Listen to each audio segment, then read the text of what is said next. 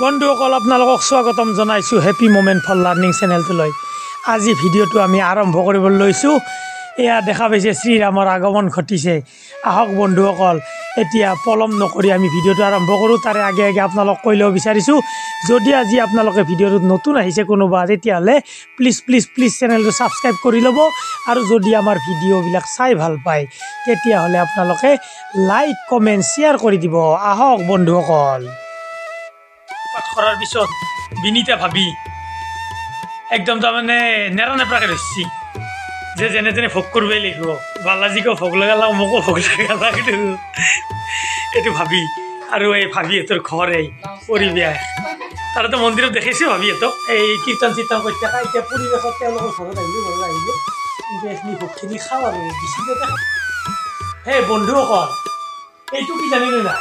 মইতো মুখত দিয়াৰ পিছত মনত পৰে হাৰে সাউথ ইণ্ডিয়াৰ টেষ্ট নলবাৰীত এইটো হৈছে ঢোকলা। ভাবি যিহেতু সঁচাই একদম টোটেল সাউথ ইণ্ডিয়ান ফ্লেভাৰ আনি দিছে। এইটো কম বস্তু কৰিছে আৰু এইটো কিবা ফিনি ইমান টেষ্টফুল বস্তু মই নকৈ তাৰমানে নোৱাৰিলোঁ।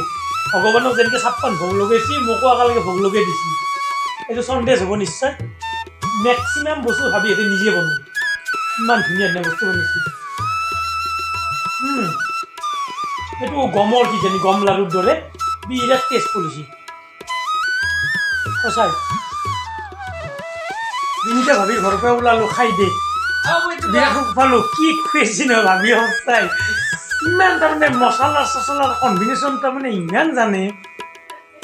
তৃপ্ত হৈ গৈছে মন তাৰমানে আজি, লগতে ভাল লগা নাই। ভাবিজিহঁতৰ বিল্ডিঙৰ পৰা এইটো ভিউ তাৰমানে আমাৰ নলবাৰী চহৰখনৰ। এইটো ভাবিজিহঁতৰ ঘৰ একদম অৰিজিন, যি ধুনীয়া আৰাম এইটো ঘৰৰ। তাৰপিছত এইটো হ'ল আমাৰ হৰি মন্দিৰ কিবাকে, আৰু এইটো ভাবিহঁতৰ শাহুৱা ইয়াতে থাকে এইটো ঘৰত। এইফালে আমাৰ মন্দিৰটো বা কীৰ্তন চলি আছে, বাচ্চাৰ কীৰ্তন। এইটো মন্দিৰটো আমাৰ।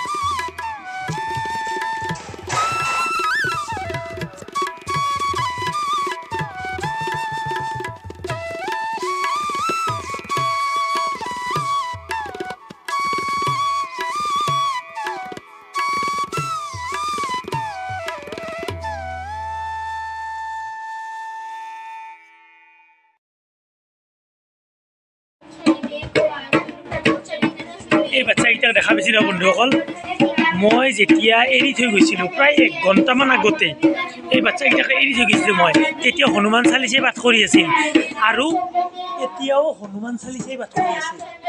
তাৰমানে ইমানে ভক্ত, ৰাম ভক্ত, 9 বাৰ কৰি একোজনে পাঠ কৰি আছে। এতিয়া সন্ধিয়া হ'বৰ সময় হৈ গ'ল। আহি গ'ল আমাৰ ৰতন কুমাৰ, ভক্তিমূলক গীত গাই ৰতন কুমাৰে। আমাৰ এই বাবুটোই চাকি জ্বলাই আছে ইয়াতে শিৱানৈ।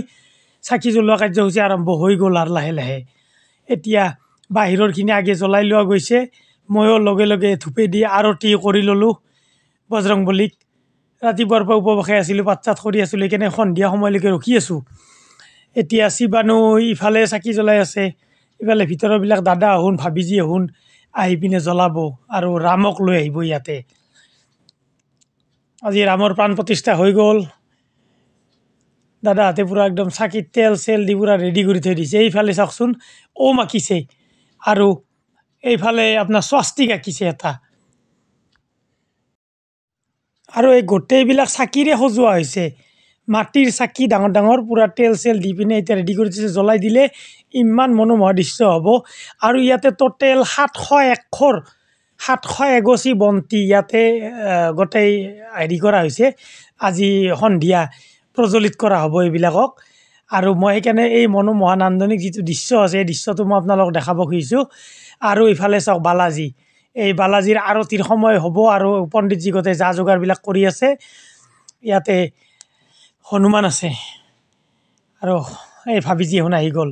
আৰু এই গোটেই মূলতে এই প্ৰগ্ৰেমটোৰ এই দাদাসকলে গোটেইখিনি আয়োজন কৰি তুলিছে। আমি শিৱানু আৰু মই এনেকুৱাকৈ চাকিত লাগি থাকোঁতে ইফালে দাদাহঁতৰ ঘৰৰ পৰাই চাহো আহি গ'ল, লগতে আইতা আহি গ'ল, লগতে ৰাজেশ দা আহি গ'ল। ৰাজেশ দা আৰতিত থালি লৈ আহি গ'ল।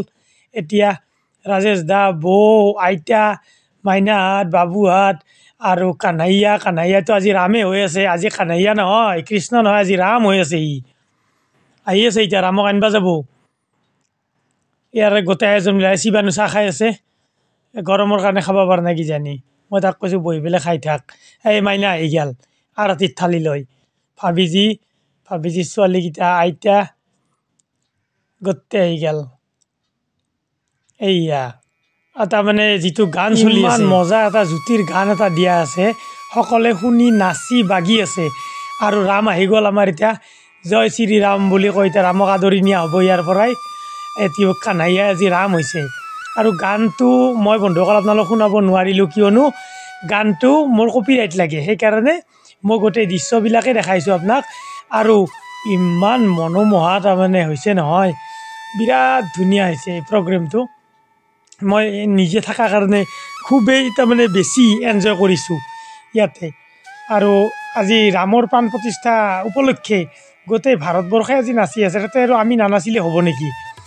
তো অট'মেটিকেলি আপোনাৰ সেই পৰিৱেশটো থিয় হ'লে অট'মেটিকেলি আপোনাৰ নাচন আহিয়ে যাব। মানে হিয়া হাত পৰি গৈছে আৰু ইমান ধুনীয়া। আৰু ইয়াতে ভাল এটা পৰিৱেশৰ জন্ম দিছে দাদা আহোন, ভাবিজি আহোন, আইতা আহোন, কানাইয়া আহোন। তাৰমানে ইহঁতৰ লগত ৰাতিপুৱাৰ পৰাই যি ভাজে মই থাকিয়ে গ'লোঁ, ৰাতিয়ে হৈ গ'ল। এতিয়া আহকচোন, এই বন্তি প্ৰজ্বলন কৰিব। বন্তি প্ৰজ্বলনৰ এই মুহূৰ্তবিলাক আমি আজি বস্তুবিলাক গোটেই অমৰ কৰি তোলোঁ। এটা যাতে এই স্মৰণীয় হৈ ৰয় এই দিনটো, এই ৰাতিটো, এই সন্ধিয়াটো। আমি 2024 চনৰ 22 জানুৱাৰীৰ এই সন্ধিয়াটো কেতিয়াও পাহৰিব নোৱাৰা এটা সন্ধিয়া হৈ ৰ'ব। এই ভাবিজিক চাওক কিমান উল্লাসেৰে, আইতাক চাওক না, আইতাক চাবলৈ হৈছে। ৰাজেশ দাৰ মাক সেইটো তাৰমানে আইতা মানে একচুৱেলি মোৰ জেঠীমা হ'ব। এইয়া ৰামে সেৱা লৈ আছে, চাওক। জয় শ্ৰীৰাম, জয় শ্ৰীৰাম, জয় শ্ৰীৰাম, জয় বজৰংবলী। চাওক ইমান ধুনীয়া মনোমোহা পৰিৱেশ।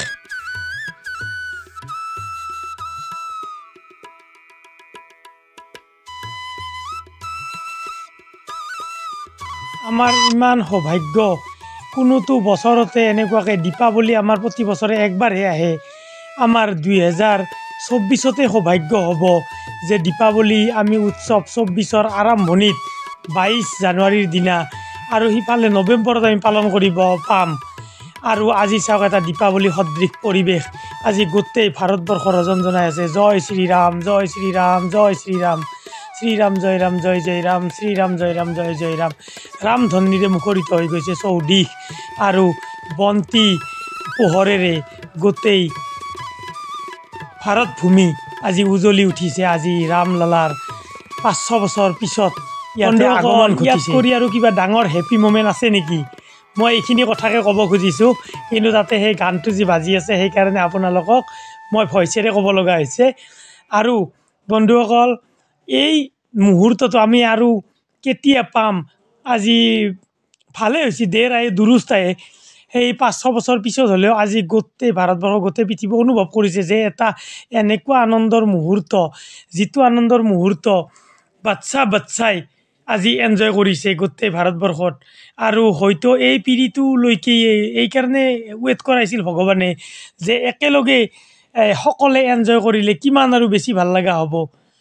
তো আজি কলি যুগত আমাৰ কিমান সৌভাগ্য, আজি ৰামলালাৰ প্ৰাণ প্ৰতিষ্ঠাত আমি এনেকুৱাকৈ দীপাৱলী উৎসৱ পালন কৰিবলৈ পাইছোঁ।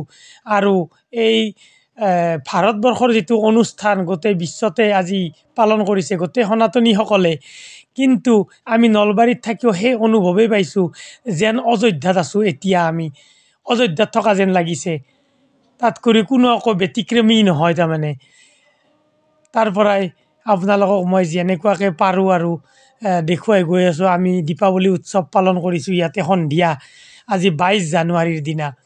চাওক দীপাৱলী, জয় শ্ৰীৰাম, জয় শ্ৰীৰাম, জয় শ্ৰীৰাম। এতিয়া আটাইবোৰ ভক্তই লগ হৈছে, এতিয়া ইয়াতে আৰতি হ'ব। গোটেই আহি গৈছে ৰাম ভক্তসকল।